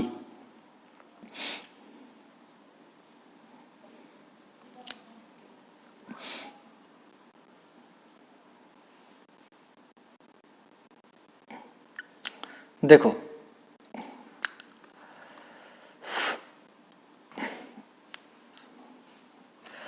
और एक चीज है बच्चों, क्या हमेशा आप क्वेश्चन में देखना, और आपको मालूम भी होगा, हमेशा जो पुराना इक्विटी शेयर होता है, हमेशा जो पुराना इक्विटी शेयर जो होता है ना, पुराना इक्विटी शेयर का प्राइस ज्यादा होता है और न्यू इक्विटी शेयर का प्राइस कम होता है। नहीं समझे, पुराना का प्राइस ज्यादा होता है और नया इक्विटी शेयर का प्राइस कम होता है। क्यों? अगर मान लो नया का भी प्राइस अगर मैं पुराना जितना रख दूं, तो कोई भी बंदा मुझसे शेयर खरीदेगा कि वो मार्केट से खरीद लेगा, स्टॉक मार्केट में खरीद लेगा। समझ में आ रहा है? क्योंकि मेरे शेयर्स तो स्टॉक मार्केट में भी ट्रेडेड हो रहे हैं। ठीक है, ट्रेडिंग हो रहा है मेरा स्टॉक शेयर्स का, तो कोई भी बंदा मुझसे क्यों खरीदेगा शेयर्स। समझ में आ रहा है मैं क्या बोल रहा हूं? नहीं आ रहा समझ में?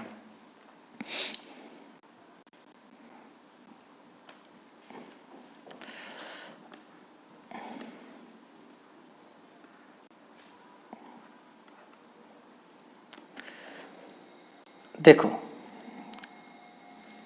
क्या है ये भाई, आप छोड़ो, स्क्रीन छोड़ो, मुझको देखो, ये बहुत इधर से उधर हो रहा है। मैं ये बोल रहा हूं, अगर देखो नया शेयर को भी आप पुराने शेयर के रेट से बेचोगे तो कोई भी आपसे नहीं लेगा। क्यों? क्योंकि भैया पुराना शेयर तो आपका मार्केट में मिल रहा है, हम नया शेयर क्यों खरीदें। तो कंपनी क्या करती है, नया शेयर का प्राइस कम रखती है, और कम रखती है। दूसरी बात, जब नया शेयर का प्राइस कम रखती है तो नया प्राइस कम रखने की वजह से तो कंपनी क्या चाहती है कि लोग उनसे खरीदे, ना कि स्टॉक मार्केट से खरीदे। समझ में आ रहा है मैं क्या बोल रहा हूं? क्या चाहती है, उन कंपनी से खरीदें। इक्विटी शेयर होल्डर वाले जो शेयर्स खरीदें, किससे खरीदें? कंपनी से खरीदें। तो कंपनी से खरीदने के लिए ये क्या करती है, एक तो रेट कम रखती है, दूसरे मतलब पुराने से, और दूसरी बात क्या, जब कंपनी देगी इन लोन को शेयर तो भैया कंपनी का कुछ फॉर्मेलिटी तो रहेगा, कुछ खर्चे वर्चे तो लगेंगे, टाइम लगेगा, खर्चा लगेगा, तो इसलिए उसमें कुछ खर्चे लगते हैं जिसको इसको इशू एक्सपेंसेस बोला जाता है, जिसको फ्लोटेशन कॉस्ट बोला जाता है। तो इसलिए उसको इसमें से रिड्यूस किया जाता है, वो भी न्यू इक्विटी शेयर के केस में। समझ में आया? और ओल्ड इक्विटी शेयर के केस में हम नहीं माइनस करते, क्यों? क्योंकि हम लोग मान के चलते हैं भैया वो स्टॉक मार्केट में तो मिल रहा है, हमसे कौन लेगा, हम नए वाले का ही हम माइनस करते हैं एफ। समझ में आ रहा है? ओके सर, ठीक है। अगर लिखना चाहोगे तो यहां पर एक चीज लिख सकते हो, ठीक है, लिखा दो।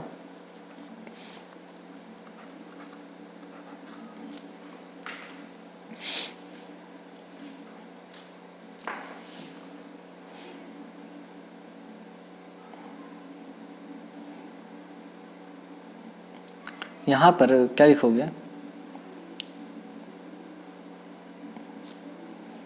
एक पॉइंट लिख लो, P0 of new equity share. भैया अगर ऐसे चलता रहा तो ये फिर से प्रॉब्लम हो जाएगा। P0 of new equity share is less than P0 of old equity share. मान लो ओल्ड इक्विटी शेयर का दाम आपका 150 रुपया था, फेस वैल्यू जिसका, तो भैया आप उसको ना कम में इशू करोगे, 100 रुपया रखोगे। समझ में आ रहा है मैं क्या बोल रहा हूँ?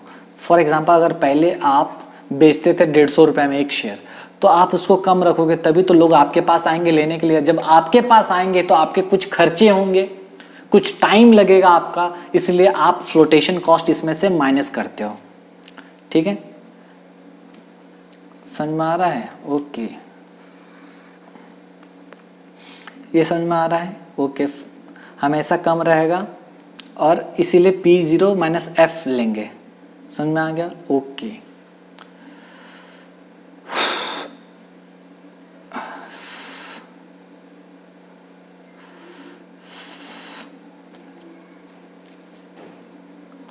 ओके, ये हो गया, ये हो गया बच्चों। यहाँ पर हमारा कंप्लीट हो जाता है पूरा नोट्स इस मेथड का, और ये मेथड बहुत इंपॉर्टेंट है और आपको सीखना भी चाहिए। समझ में आ गया? ओके,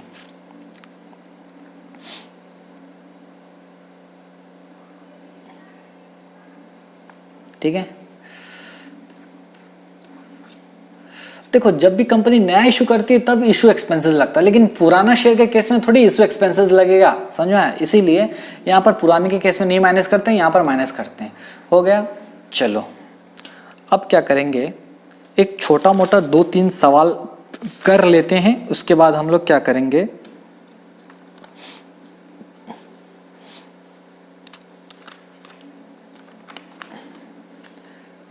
इसको खत्म कर देंगे। ठीक है? हाँ सर, चलिए क्वेश्चन निकालता हूं मैं।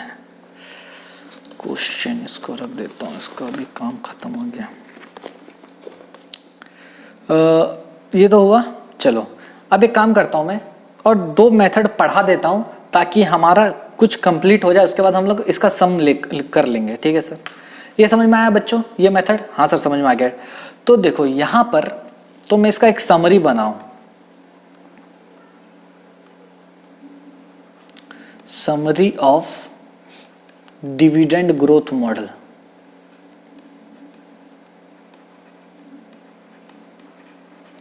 अगर मैं समरी बनाऊं बच्चों तो क्या बनेगा बताओ?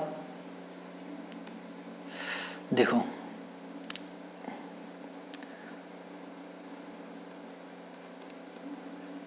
कंप्यूटेशन ऑफ, यहां ऐसा करता हूं, 2 बना देता हूं।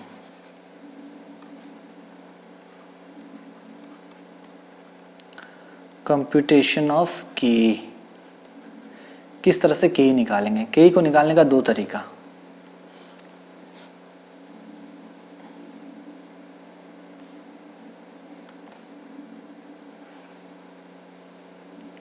ठीक है, पहला तरीका, दूसरा तरीका। पहला तरीका है के निकालने का, अगर ओल्ड इक्विटी शेयर है तो क्या होगा? अगर ओल्ड इक्विटी शेयर है तो क्या होगा बच्चों बताओ? अभी बताया था मैं, बहुत इजी है सर। ओल्ड इक्विटी शेयर रहने से क्या करोगे आप? के निकालोगे D1 बाय P0 प्लस जी करके। मैंने बोला हाँ सही, एकदम सही। अगर न्यू इक्विटी शेयर है तो,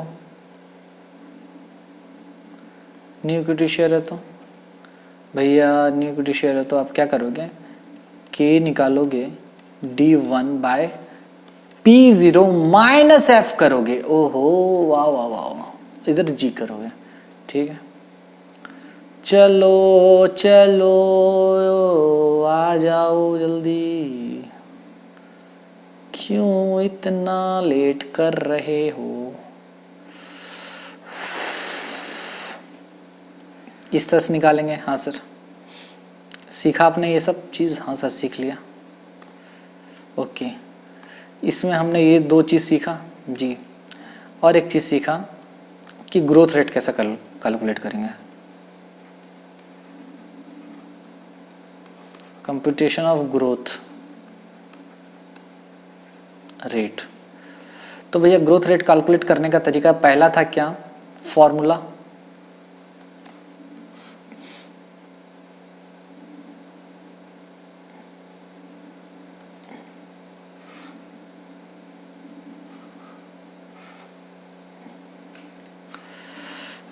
ऐसा करो, छोड़ो अभी इसको हटा देते, Ctrl+Z कर देता हूँ मैं। चलो भैया हट जाओ। ग्रोथ रेट कैसे निकालोगे, जी कैसे निकालोगे भैया? जी निकालने का पहला है फॉर्मूला B/R करके। हाँ सर, ये था फॉर्मूला आपका, पहले फॉर्मूला यूज करोगे। दूसरा तरीका है पास्ट डिविडेंड्स निकाल सकते हो। हाँ सर, तीसरा कैसे निकाल सकते हो बोलो? तीसरा निकाल सकते हो बच्चों कंपाउंडिंग टेक्निक से। हाँ सर, तीनों बता दिया हूँ। हाँ सर, अभी याद आ रहा है। ठीक है, कंपाउंडिंग टेक्निक में क्या यूज करोगे, बस फ्यूचर वैल्यू जो आएगा तुम्हारा वो प्रेजेंट वैल्यू इंटू 1 प्लस यहाँ आर के जगह बस जी लिख देना और एन लिख देना। ओहो, बस हो गया, खत्म। पास डिविडेंड का कैसे करोगे, निकालोगे भैया, हर साल का चेक करोगे कितना कितना आ रहा है, उसके बेसिस पर कर लेना। ठीक है, तो इस तरह से करेंगे। तो हमने ये सब सीखा। इसमें कुछ डाउट है क्या? No sir. So this is your summary. ठीक है, ओके, इतना सारा चीज़ पढ़े और ये ख़त्म हो गया। इसमें कुछ था नहीं, इतनी बस पढ़ाने के लिए मेरे को इतना क्लास लग गया। कोई बात नहीं, अब समझ में आ रहा होगा। हाँ सर, आज चलते हैं हम लोग नेक्स्ट मेथड। ये तीसरा मेथड था ना, लिखो चौथा method.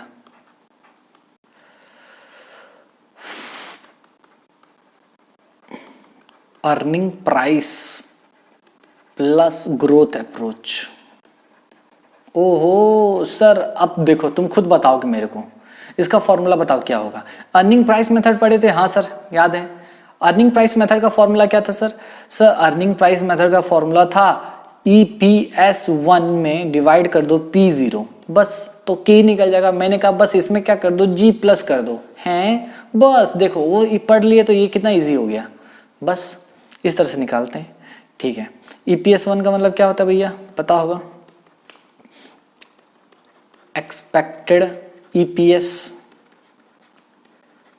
At the end of Y1। ठीक है, G का मतलब क्या होता है वो तो बता दो सर।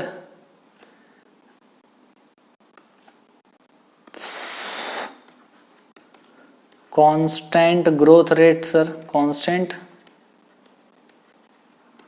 Growth rate. ओके, ये तो हो गया। इसमें कुछ है क्या? बस यहाँ लिख दो, छोटा सा पॉइंट्स लिख दो। Here the equity share holder, here the equity share holder is interested in future prospects of future growth in future prospects of growth in EPS। EPS में ग्रोथ हो उसके बारे में ये सोचते हैं। ठीक है, ठीक है, चलो ये हुआ। ये मेथड खत्म हो गया बच्चों, इसमें कुछ था ही नहीं। एग्जाम्पल अगर करोगे तो करा सकता हूँ, लेकिन ये उतना इंपॉर्टेंट नहीं है, नॉट सो इंपॉर्टेंट लिख दो, नॉट सो इंपॉर्टेंट। इंपॉर्टेंट ज्यादा कौन सा था, इससे पहले वाला डिविडेंड ग्रोथ मॉडल। ठीक है, चलो 5 नंबर लिखो।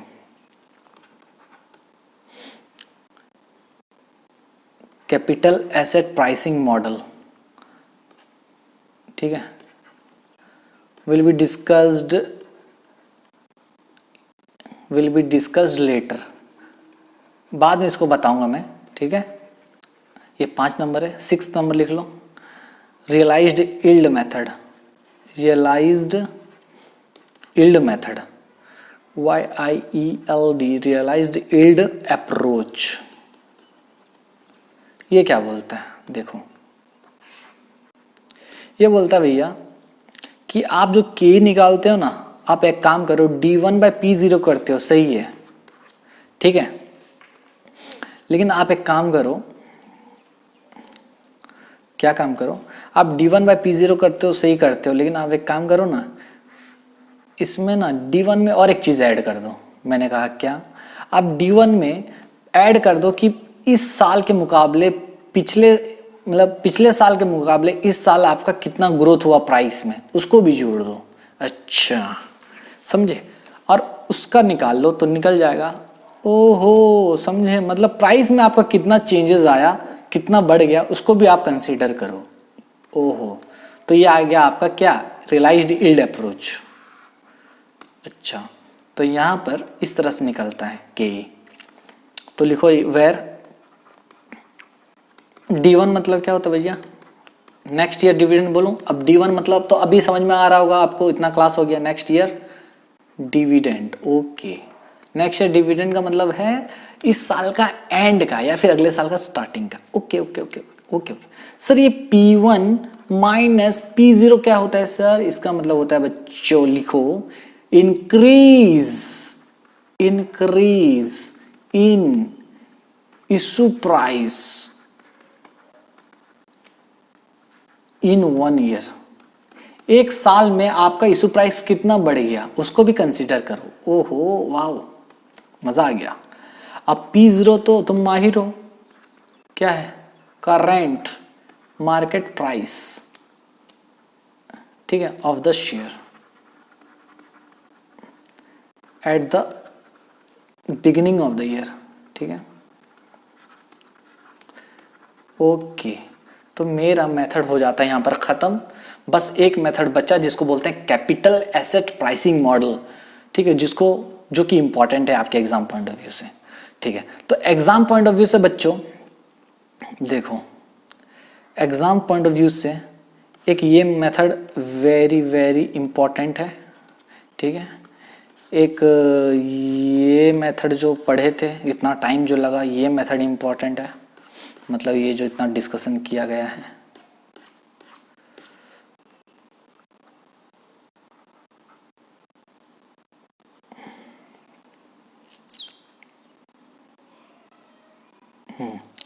ये मेथड देखो, मैं लिखा भी हूं। ठीक है, ये मेथड इंपॉर्टेंट है। तो 2 मेथड ज़्यादा इंपॉर्टेंट है, समझे जी सर। तो अगर मैं स्टार्टिंग में चले जाऊं, इसमें से ज़्यादा इंपॉर्टेंट कौन सा है, चलो अब ये इंपॉर्टेंट बता रहा हूं कौन सा मेथड है। एक तो भैया इंपॉर्टेंट है आपका,